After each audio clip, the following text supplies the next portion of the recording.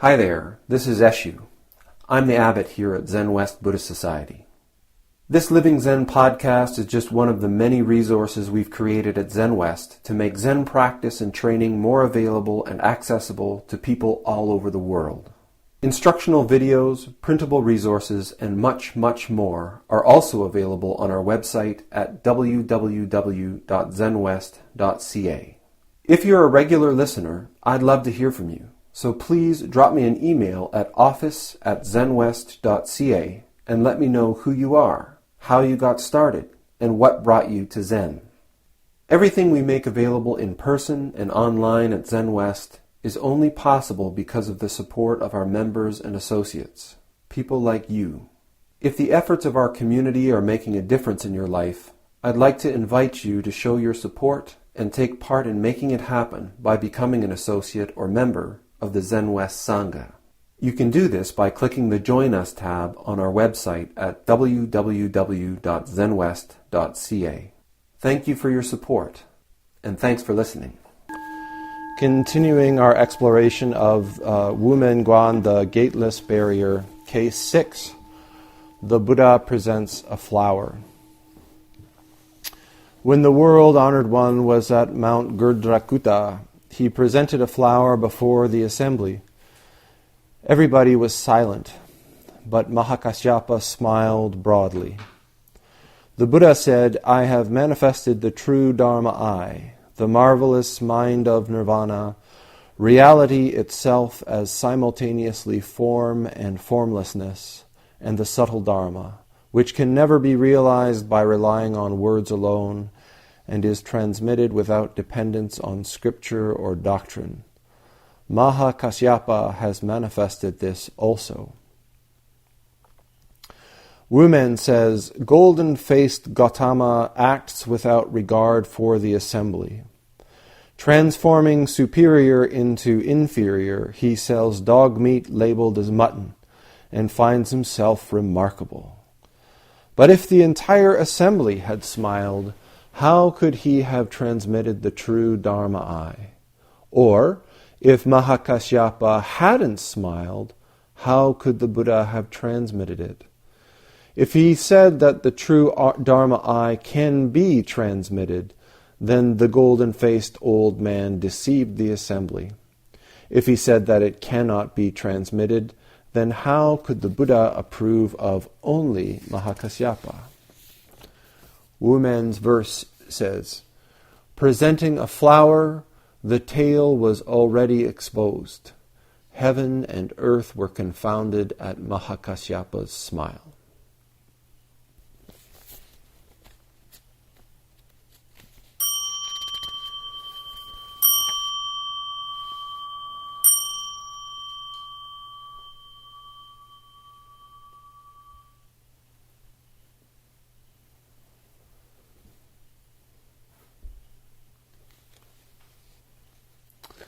This case, the Buddha presents a flower, case 6, is it's often cited in Zen as the sort of the foundation or the source of the practice of Dharma transmission, the practice of Inka, the practice of succession. Historically, this story apparently doesn't appear until about 1000, the year 1000. So, 1500 or so, 1400 years or so after the Buddha died. And it arises in a sutra of Chinese origin. So there's many people that use this this particular case as the sort of underpinning or the basis of the practice of Dharma transmission. But if we look at it without a sort of religious eye, without some kind of a very literalist eye, we can understand that this is pointing to something. But I don't know how pointedly literal we are supposed to take this story. In fact, it's particularly obvious in this one line towards the end of the case proper. The subtle Dharma which can never be realized by relying on words alone and is transmitted without dependence on scripture or doctrine. This phrase, this formulation, is essentially the definition of what Zen is that was spoken by Bodhidharma. So it seems like this case, these words being put into the Buddha's mouth 500 years before, Bodhidharma spoke these words. And so what we have here is a case that's pointing to something.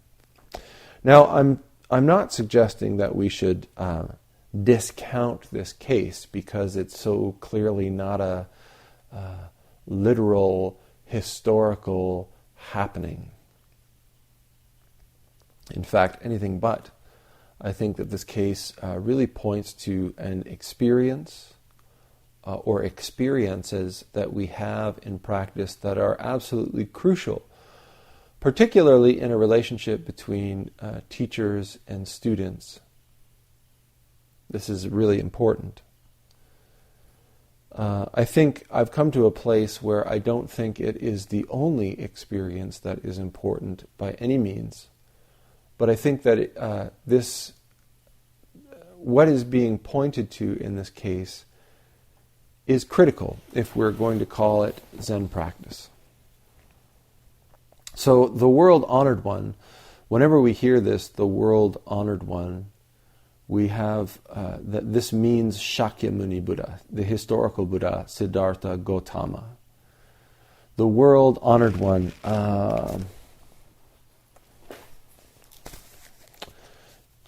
Let me just see if I can.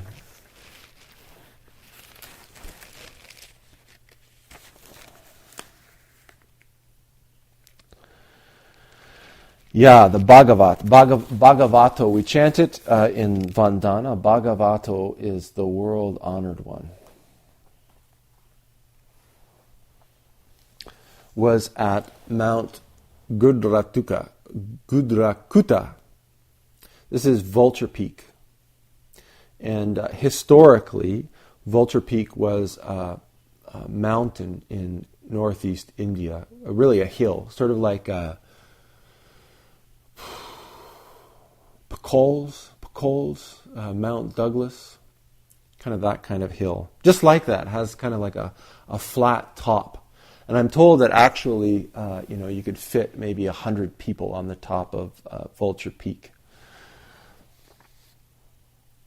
And this is where the historical Buddha, Shakyamuni, used to do a lot of his teaching. He'd walk up the mountain and the assembly would follow him up, and when they get to the top, he would sit for a little while and give a talk.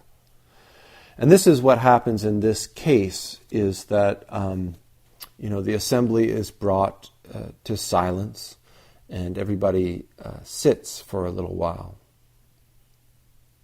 And this was a formulaic sort of practice for the Buddha and his community. They would go up to the top of this mountain and sit, and then the Buddha would look up and start to give a talk. But on this particular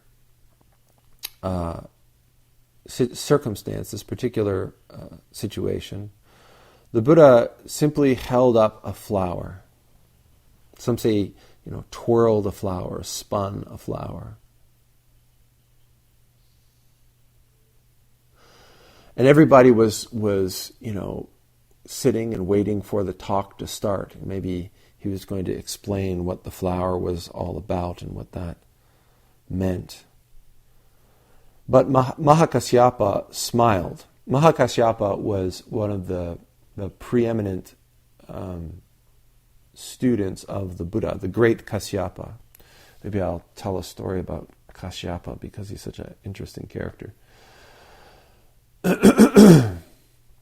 Mahakasyapa was one of three brothers, the Kasyapa brothers. And early in the Buddha's career, he was wandering around with the 5 monks from Deer Park, who he had practiced with as an ascetic. maybe a few other students. And he came across a group, a religious group, a sangha of Brahmin fire worshippers. Supposedly, it was, 500 or 800 people living by this river, and they had a structure kind of built that had the fire in it, the fire in it, and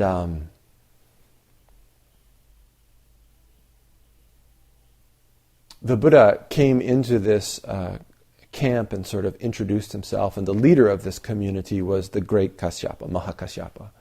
And he had, was supervising, managing, and leading this community of 500 or 800 people. Up the river, or down the river, was his next youngest brother, who also had a small group, similar Brahmanic fire sect. And further down the river was the youngest of the Kasyapa brothers. And part of this tradition was that they were Brahmin ascetics, so they didn't cut their hair. So they all had kind of long, dready hair and kind of long beards. And they would maintain this fire. And their premise was that the fire was the supreme element. And I can't remember all of the details, but the Buddha and Mahakasyapa got into a debate. And the Buddha debated that, there was no element that was superior. And he argued that, the Mahakasyapa argued that, fire is the only element that rises. And the Buddha would say, well, actually, when you burn something, it's water that rises. And so it's not the only element that rises. And so they had this wonderful debate going back and forth. And after a couple of days, Mahakasyapa decides that, wow, this guy has really got it.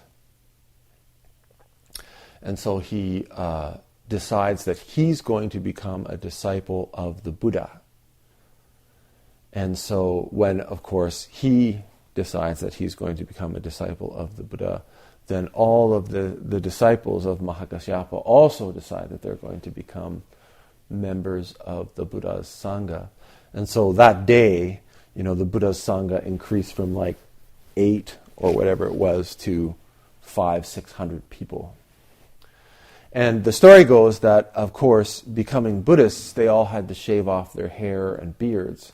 And so they shaved off their hair and beards, and they cast them into the river. So the next youngest brother downstream, one of his students is down at the river, and he sees all this hair floating by. And they know that Mahakasyapa is up the river, and they go, oh my God, something horrible, an army's come and killed all of them. And so they troop up the river to see what's going on, and they see all these bald-headed guys who are taking down the fire shrine.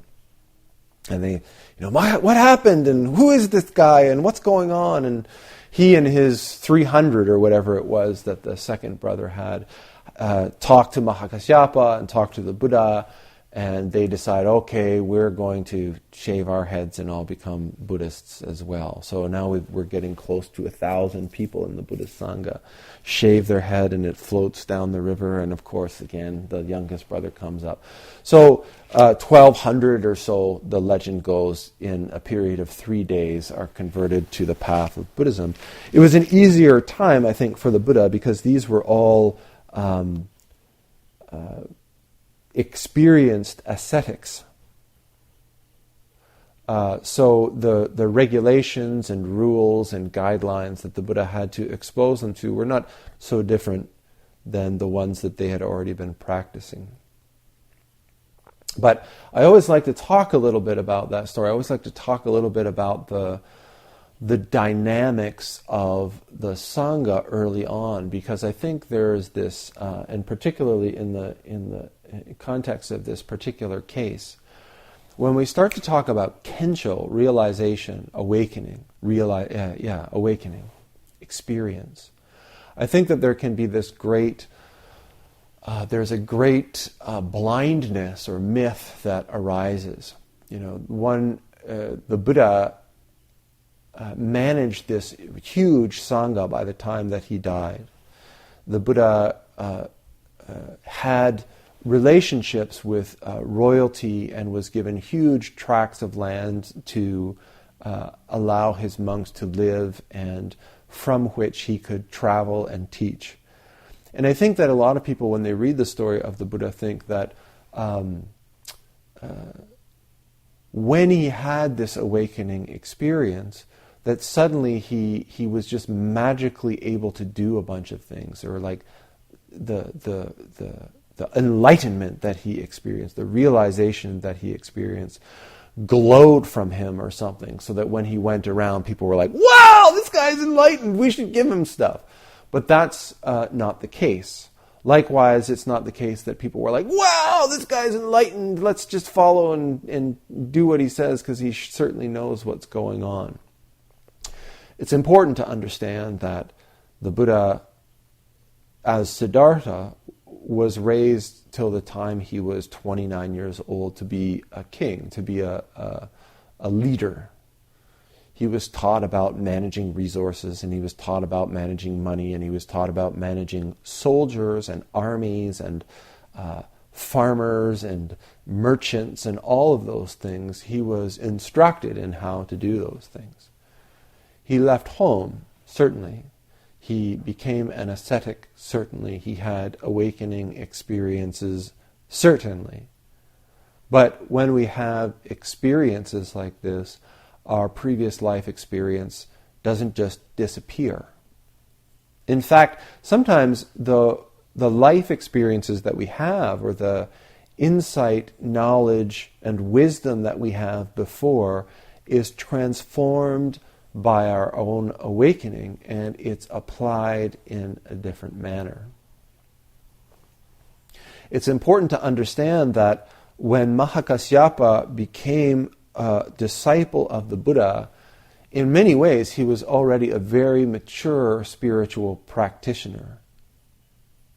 Many of the skills that the Buddha had, Kasyapa also shared. In fact, in many ways we might say that Mahakasyapa preceded the Buddha.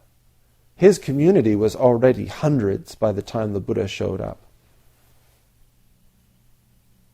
So it should be no mistake, or at least we should understand that Mahakasyapa's insight, his wisdom and awakening, was a part of why he eventually became the Buddha's successor, the second ancestor after the Buddha. But we should also understand that there was a lot of experience and wisdom and skill, a skill set. This case, I think, is important, though. Once we have that context of who Mahakasyapa is, there's another wonderful story where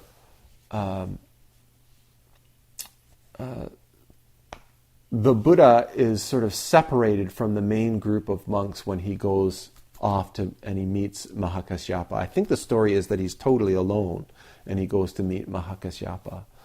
And when he comes back to the community, he takes the high seat to give a lecture, to give a talk. And he actually calls Mahakasyapa up to the platform and shares the seat with him. He asks him to sit beside him. And this causes a great stir because there's monks that are like, I've been here longer, and all this kind of stuff. This case, though, points to what became known as mind-to-mind transmission. And it's riddled throughout the Wumeguan references to this. In the first case, he says, Wumen says, if you are able to pass through this barrier, not only will you meet Zhaozu face to face, but you will also join hands and walk with the successive ancestors throughout time, entangling your eyebrows with theirs, seeing with the same eyes, and hearing with the same ears. Doesn't it sound wonderful? He's pointing to the same transmission. In the second case, Baizhang says to Huangbo, just step up here closer and I'll tell you. Huangbo went up to Baizhang and slapped him. Baizhang clapped his hands and laughed, saying, I thought the barbarian had a red beard, but here is a red-bearded barbarian. It's the same pointing. It's the same pointing in Zhuji's one finger. This finger was given to me, what does he say? I received this one finger Zen from Qianlong. I used it all my life, but never used it up.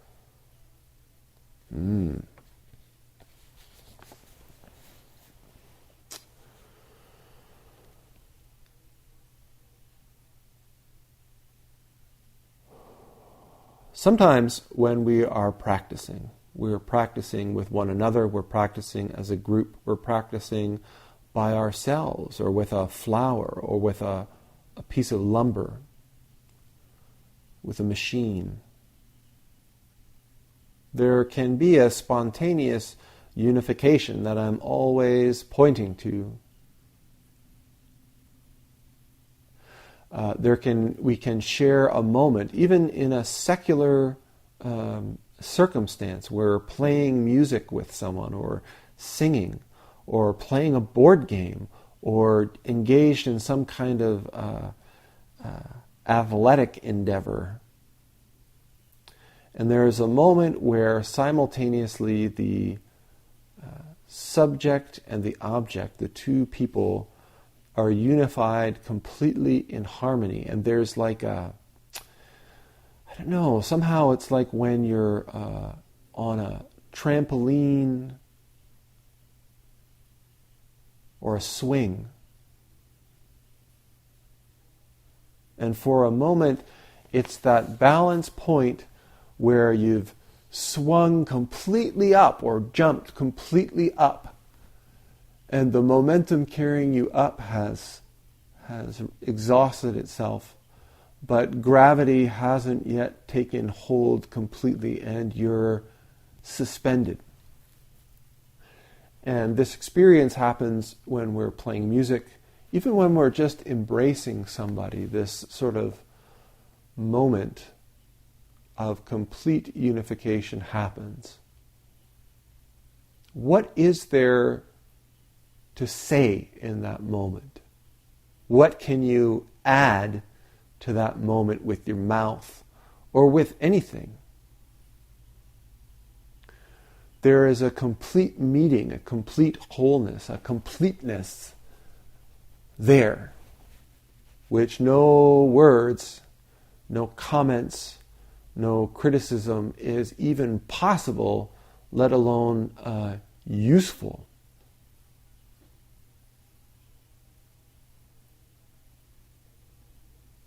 And it can happen just in this situation, a group full of people. And there's two people, one at the front maybe, one at the back. And among this whole group, the Buddha holds up this flower as an expression of the cosmos. And everybody in the assembly is waiting for the explanation, waiting for the understanding, waiting for the talk, the reason why, or the next thing. But Mahakasyapa grasps that there is no other thing. There is nothing to do. There is nothing to be waiting for. Just this single action. This is the Buddha's one finger. This is the Buddha's shout. Just this flower. And the Buddha, looking out, sees that in all of the assembly there is one pair of open eyes. Oh, just a smile. Now the Buddha says, I have manifested the true Dharma I. In Japanese, this is Shobo Genzo. And this is the name that Dogen, Kigen, used to title his collection of his teishos, Shobo Genzo, the true Dharma I.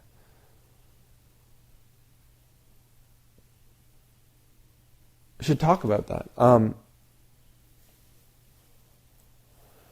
In Zen, our practice is particularly, in the beginning of our practice, is focused at opening this Dharma I.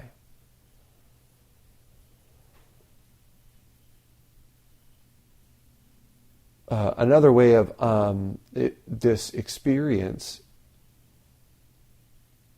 in the older tradition is the stream entry.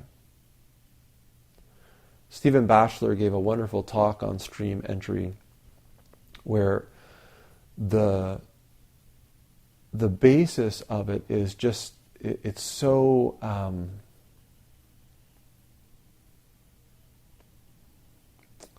the phrase is so descriptive. We walk on the ground as human beings, and the ground is solid. It's a thing. We take it as hard and fixed, and we can't move it. It's the ground. And this is how we perceive the cosmos, solid and fixed and full of objects. And we view it as not so transient. Things are things, and everything has its own existence.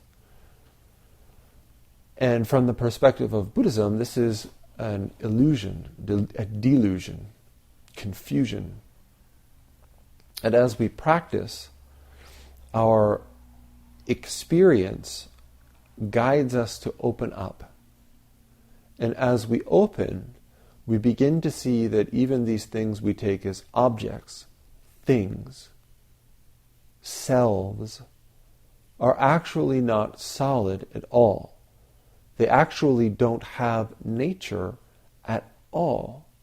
They are fundamentally empty, transient, and fluid. This is where the term stream entry comes from, because our fundamental basis for understanding and seeing and perceiving this universe and all of the things in it shifts from being one of a person who relies on land to being a person who sees the activity, the flow, the fluidity, like water, a stream entrant. The Dharma I metaphor is just the same.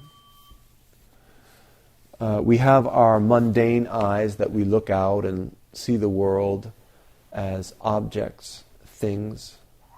We see you and we see me and we see what's coming and what's past. But this Dharma eye is the eye that we see the absolute nature of the cosmos.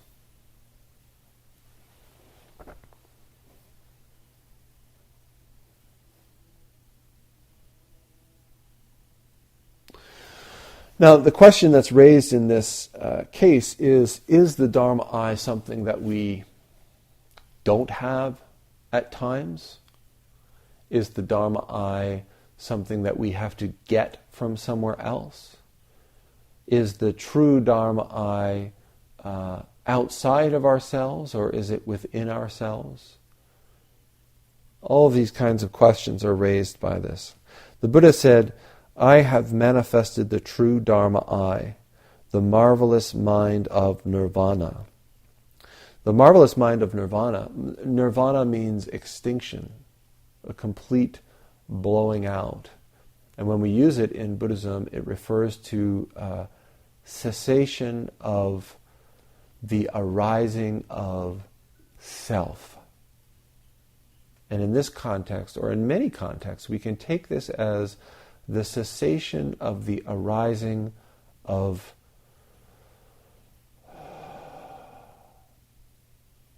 like you're not fooled by the arising of self anymore. You don't bite onto any self or anything or any circumstance as being, oh, maybe this one is going to be the real one, or maybe this one is going to be the one that lasts, or maybe this one is the good one. I have manifested the true Dharma I, the marvelous mind of nirvana, reality itself as simultaneously form and formlessness.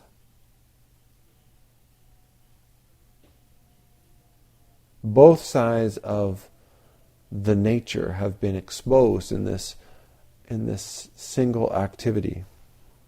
And the subtle Dharma, which can never be realized by relying on words alone, and is transmitted without dependence on scripture or doctrine.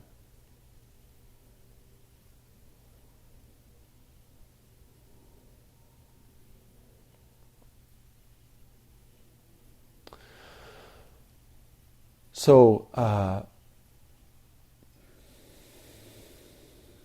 this particular phrase, this never be realized by relying on words alone and is transmitted without dependence on scripture or doctrine.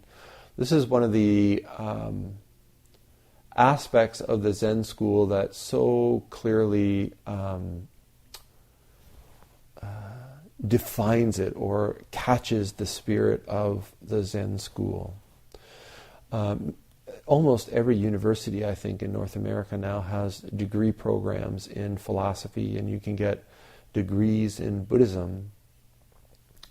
And not only is it not required for you to practice, I've been told that actually in order to maintain, I can't remember what it's phrased as, but like academic neutrality, it's actually best if you don't practice it, because that way you're not going to be biased or perceived as being biased, let's say. And that's important, I suppose, if one's aim is to become an expert in Buddhism. Or maybe even to be a really knowledgeable Buddhist person. But always in the Zen school, the spirit is to actually awaken, to realize this mind. And this realization comes through practice, through the living application of what these teachings are. We can read about meditation. I've never seen in my life so much stuff being written about meditation and mindfulness.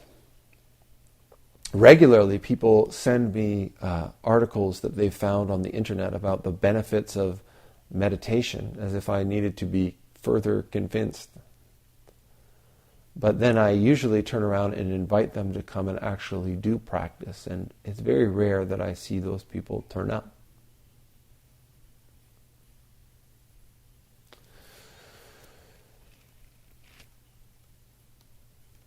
I have manifested the true Dharma I, the marvelous mind of nirvana, reality itself as simultaneously form and formlessness, and the subtle Dharma, which can never be realized by relying on words alone and is transmitted without dependence on scripture or doctrine. Just this single activity, raising a flower. And then the Buddha says, Mahakasyapa has manifested this also. Likewise, this is just like Juji's finger. If the young attendant was able to meet him and match him, Juzi, what is why did Bodhidharma come from the West? What is the most important teaching of Buddhism? Juji raises his finger. How does the attendant meet him? Grasp that finger. Recognize it and reflect it. This is the meeting, this is the response that happens between the Buddha and Shakyamuni. And I hope and I think that these meetings, another Zen master refers to two arrows meeting in midair. Pow! How precise do those shots have to be where these two arrows just bang, they meet in midair? And this is the sort of experience that we're talking about. Poof.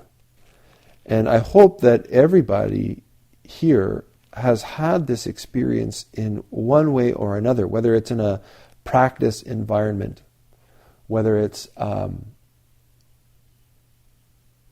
in a personal environment, in an artistic environment. I remember one time having a moment of just complete unity. I was pouring coffee beans from a bag into a container, and the container sort of like cocked, and this sort of like waterfall of coffee beans poured out and sort of bounced off the floor, and I was standing across from a student, and we were both completely struck dumb by the experience. Completely like, how odd. And yet when we sort of gathered ourselves, nothing needed to be said. Clean up the coffee beans and move along.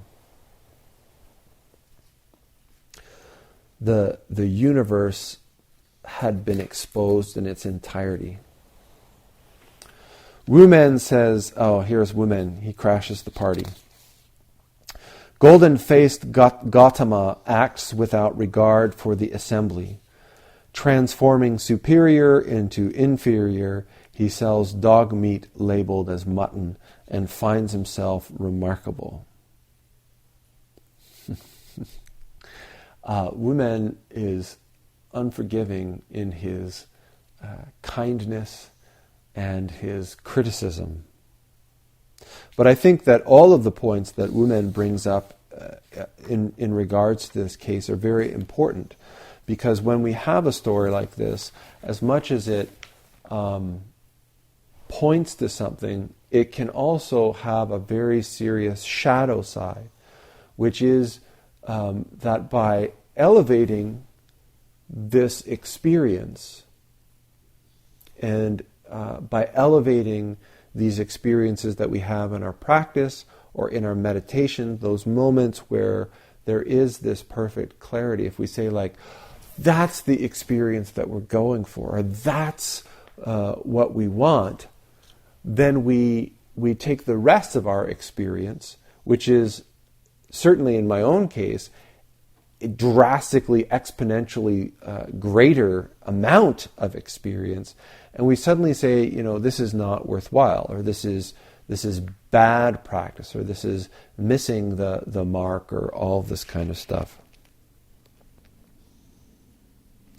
When we have those kinds of experiences, and we make this superior and inferior kind of division in our experience or in our realization of our activity, we also become really attached to that fleeting moment. And this is also something that I think Wumen wants us to pay attention to and to be very careful about. Yes, we have those experiences where the cosmos reveals itself completely, openly, nakedly to us. Yes, it's a wonderful feeling, a wonderful dissolution that we have in that moment, unification with another person or another object, or several people or several objects. Just a complete dissolution into the unfolding activity of the cosmos. And I've certainly seen that as a result of this, a person becomes like an addict. And they look around at the rest of their lives and they say, this is all shit. I just want to have that experience again. I just want to have that experience all the time.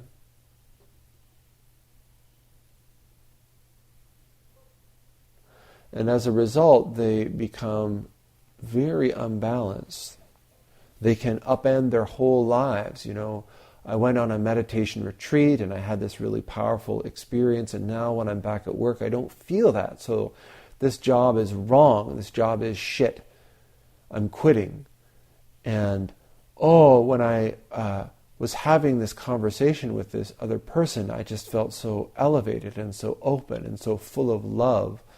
And then I go back to my marriage, and we talk about groceries and bills and what programs to put the children in next year, and shit, I think I'm just going to, it's not awakening, it's not true to my core, I'm just going to end it and pursue that one experience.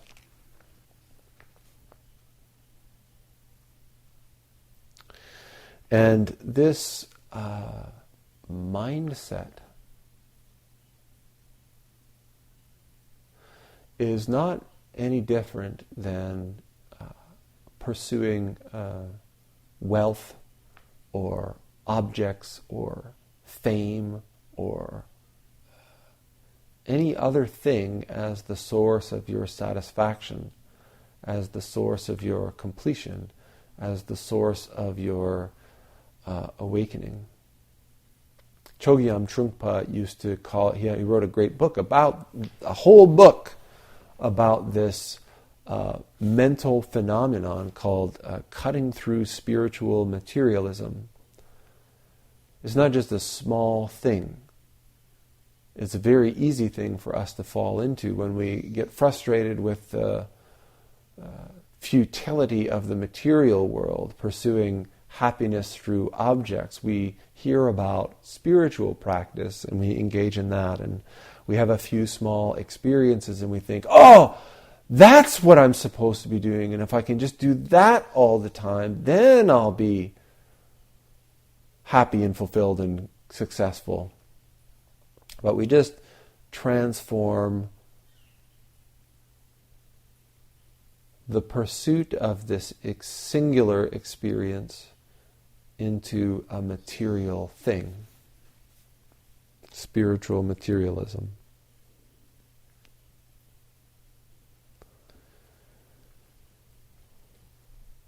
The way I really like to look at this is in a spherical fashion.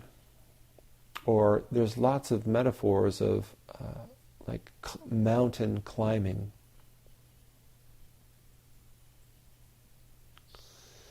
And as we climb a mountain, a huge amount of what we see and what we experience is difficult. Our face is in the rock. Our muscles are engaged in climbing. Every once in a while we come to a place where we can stop, a flat spot. And we have this opportunity to turn around, to rest, and to experience the vast expanse, the panorama that's in front of us. And it's a wonderful thing. But we can't make the mistake of thinking that beautiful panorama is the whole of the mountain, the whole of the experience of climbing a mountain. If we do, man, are we going to be disappointed because it's so brief. You can't stay there.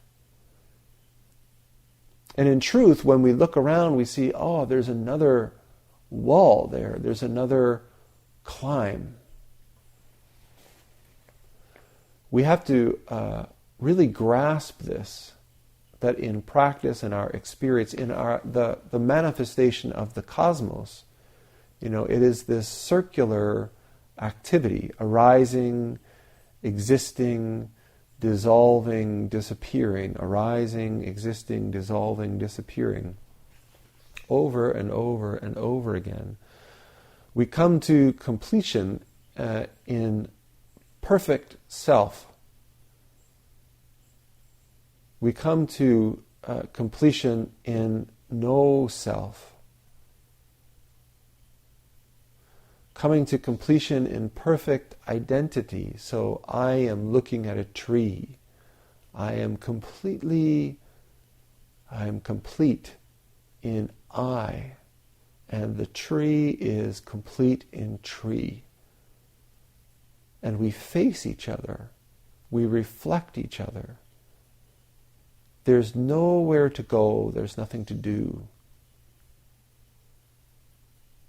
And there is a silence, there's a beauty. We also come to completion in perfect emptiness, zero, where the differentiation of the tree disappears, the awareness, the differentiation of self disappears.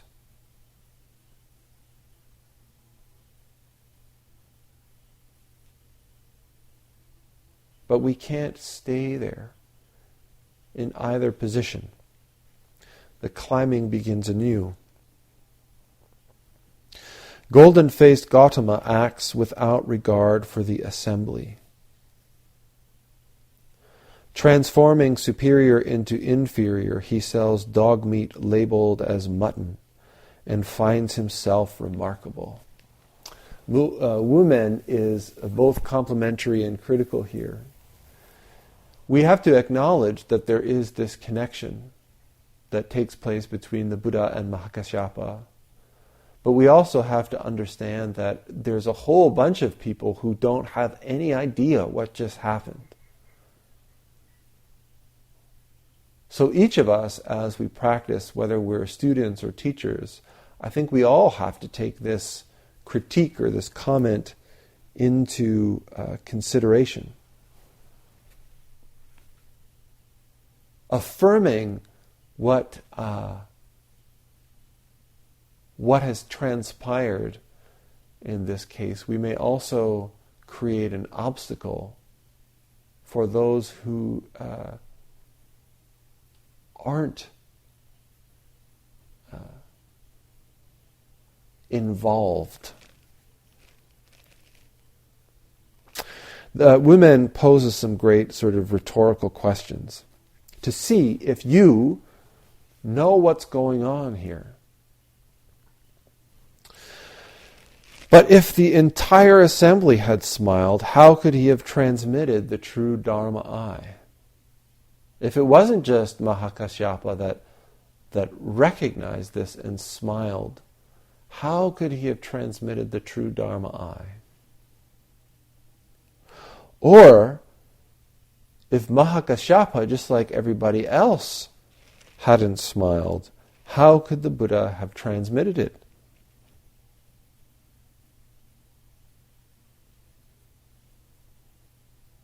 How do we go about sharing what is seen through our practice?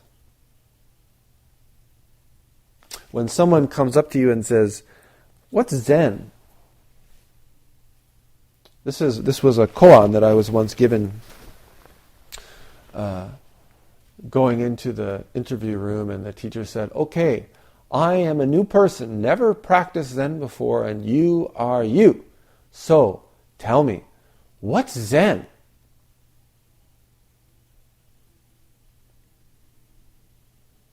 And this is the very same question.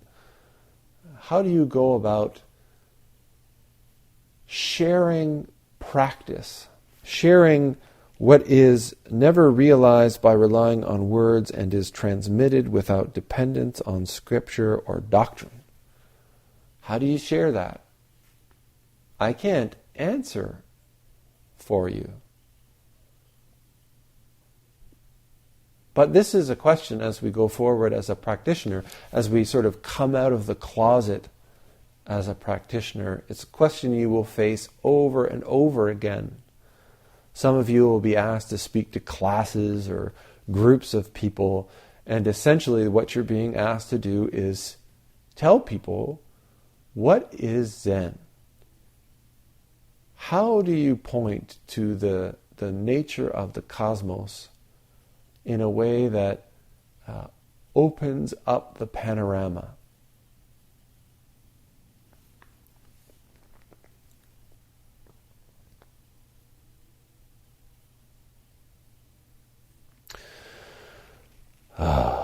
This dilemma that Wumeguan points to continues. If he said that the true Dharma I can be transmitted, then the golden-faced old man deceived the assembly. This is what I love about this transmission. In our final instructions of Daito. Oh, geez, really? I've been talking for a long time. The final instructions of Daito says,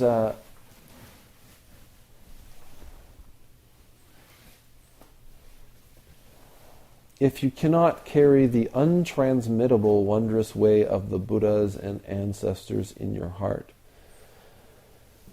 So we have a case talking about transmission and not transmission, and Daito saying untransmittable.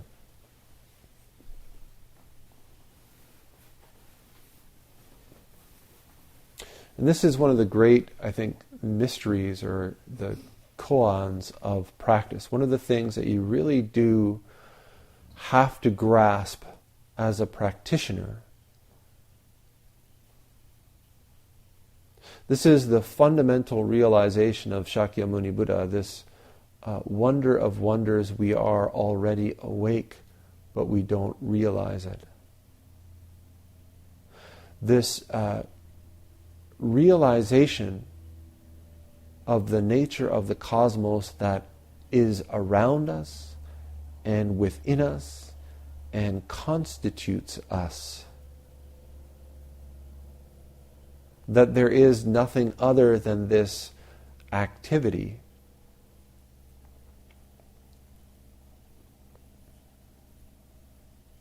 So is this something that we can grasp, that we can get? How can we get it if we are already it? How can we not have it if we are already it?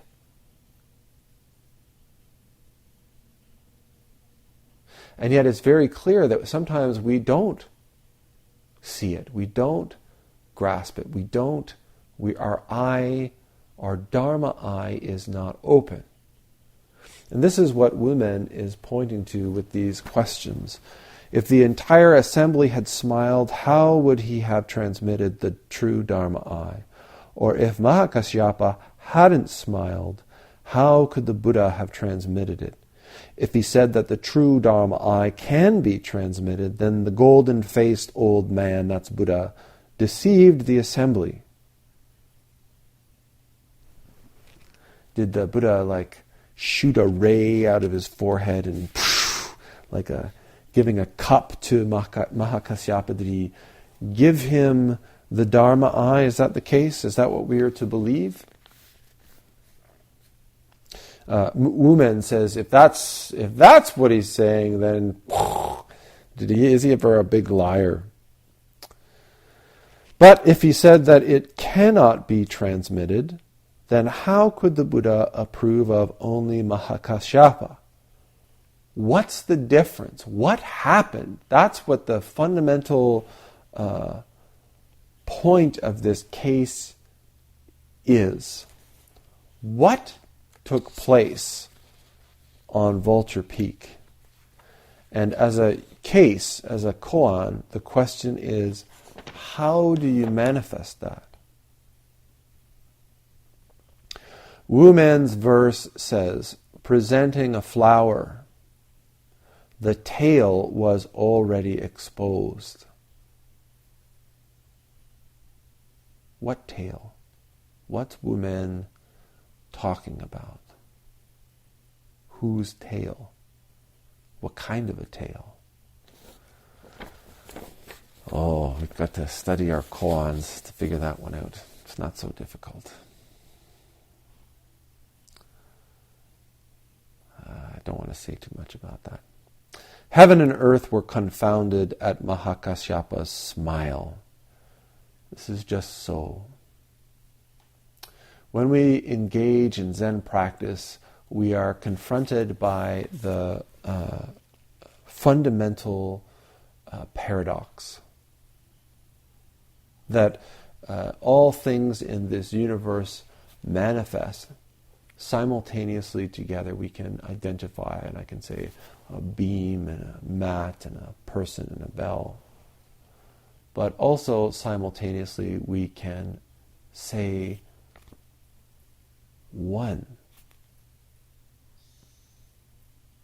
Not even one. Because to say one, there has to be something outside of it to point to it. Just this,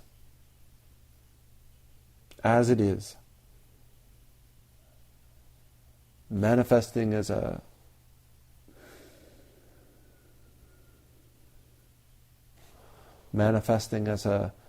twirling flower, manifesting as the sound of the bell or a "Hut!" shout.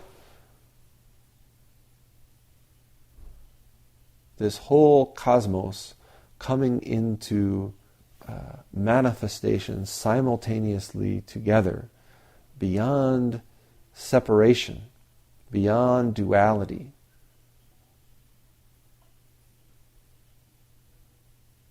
When we open our true Dharma eye, we can see it, we can experience it. We don't just see it. And when our true Dharma eyes are not open, we see the world of things.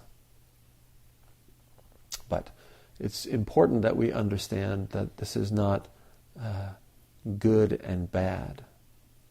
That as we practice, there will be times when our Dharma eyes are wide open.